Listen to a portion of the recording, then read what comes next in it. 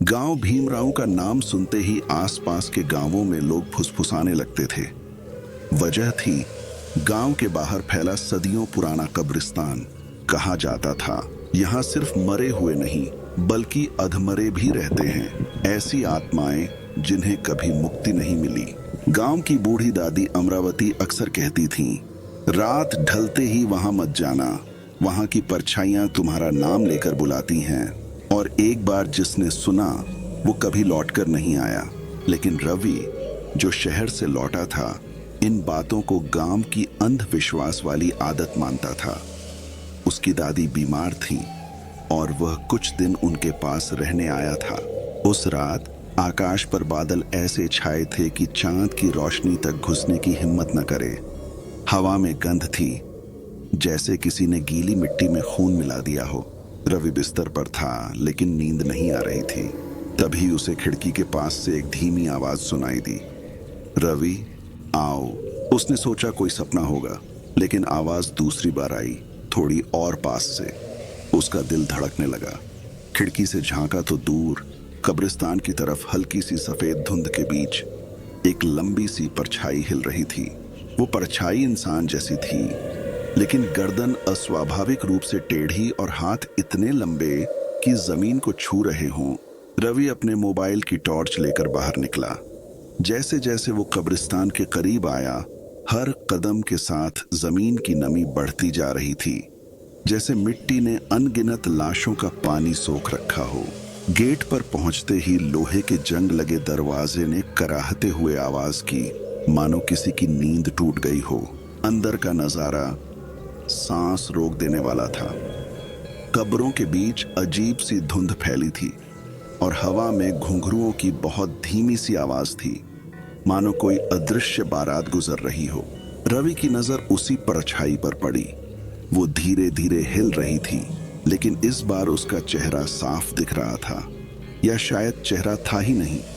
वहां सिर्फ काला, गहरा, अनंत खालीपन था, जिसमें देखने पर ऐसा लगता जैसे इंसान का होश खींच ले।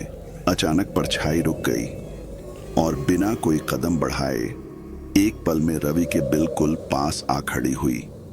ठंडी नहीं, बर्फ जैसी सर्द उंगलियां उसकी गर्दन के पीछे घूमी और उसी पल उसके कान में फुसफुसाहट आई, तू देर से आया है, बाकी सब इंतजार कर रहे हैं।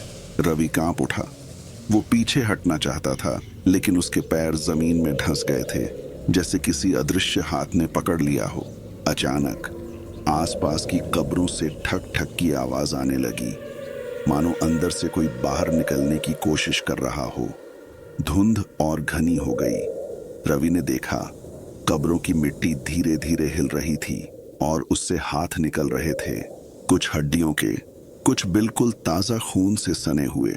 हर हाथ उसकी तरफ बढ़ रहा था और उन हाथों से वही फुसफुसाहट आ रही थी, आजा आजा। पहली परछाई ने अपना काला हाथ उसकी छाती पर रखा।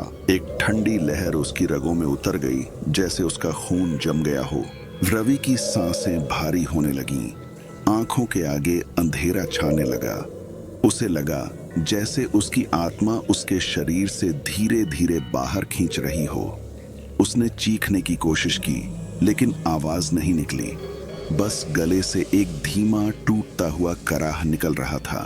होश खोने से पहले उसने देखा चारों तरफ अनगिनत परछाइयां थीं, कुछ बच्चों की, कुछ बूढ़ों की, कुछ ऐसी जिनका चेहरा आधा इंसान और आधा सड़ा मांस था। सबकी आंखें, अगर उन्हें आंख कहा जा सकता था, सीधे उसकी ओर थीं और उनकी हरकतों में सिर्फ एक ही बात थी, अब तू हमारा है। अगली सुबह गांव वालों को रवि का मोबाइल कब्रिस्तान के गेट पर मिला। स्क्रीन पर आखिरी फोटो थी, रवि का चेहरा, लेकिन उसकी आंखों में सिर्फ वही गहरा काला खालीपन। गांव में ये बात फैल गई थी, रात में रवि का नाम लेना मौत को बुलाना है। लेकिन साहिल, जो रवि का बचपन का दोस्त था, मानने को तैयार नहीं था। आधी रात साहिल अपने दोस्तों के साथ कब्रिस्तान के गेट पर पहुंचा। उसने हंसते हुए हवा में जोर से पुकारा, रवि बाहर आ। पहले कुछ नहीं हुआ, फिर ठंडी हवा का एक झोंका आया और धुंध गेट के अंदर से बाहर फैलने लगी। धुंध के बीच एक लंबी सी परछाई हिलने लगी। धीरे धीरे वो नजदीक आने लगी, लेकिन इस बार उसके पीछे और भी परछाइयां थीं। अब आगे क्या होगा? क्या साहिल भी कब्रिस्तान का हिस्सा होगा?